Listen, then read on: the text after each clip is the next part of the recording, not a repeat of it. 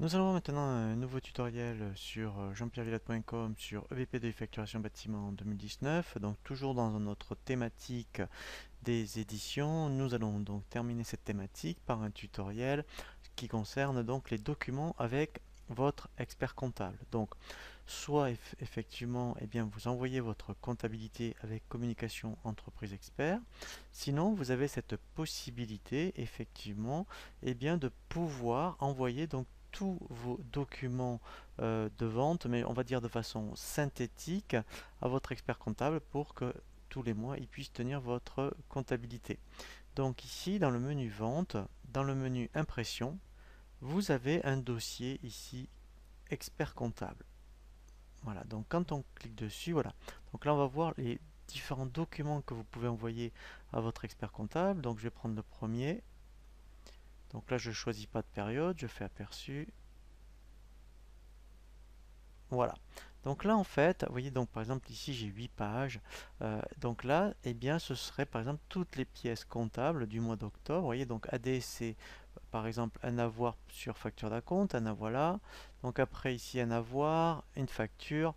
Voilà. Et en fait, ça reprend, ça résume en fait, vous voyez, la pièce commerciale avec donc le nom du client et ici donc le TTC. Voilà, donc, et après, effectivement, par rapport à la ventilation de la TVA, donc là, en l'occurrence, il y a un seul taux, mais si vous avez plusieurs taux, en fait, donc votre expert comptable le verrait. Et donc, en fait, ça suffit, je dirais, à votre expert comptable tous les mois pour qu'il tienne votre comptabilité. Donc, ça, c'est le plus simple, c'est celui-ci. Après, effectivement, si vous avez des co-contributions, donc, vous avez un document spécifique, donc là, je fais aperçu.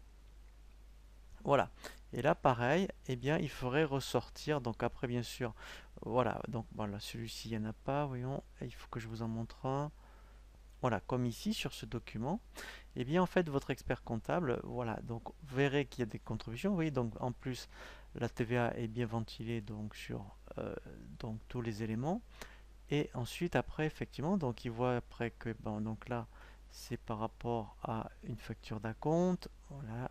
Ici, donc, il voit bien la facture, le nom du client. Voilà, donc là, en fait, il a vraiment tout ce qu'il faut, vous voyez, pour enregistrer cette facture. Donc, c'est vraiment très intéressant, hein, cette fonctionnalité, hein, qui peut permettre, en fait, donc, d'exporter tous les documents. Donc là, on voit toutes les pièces commerciales. Et puis ici, après, vous avez, tous les règlements. Comme ça, effectivement, en fonction des factures, ici, il va pouvoir, voilà, checker voilà, tous les règlements correspondants, puisque là après il a tous les comptes clients.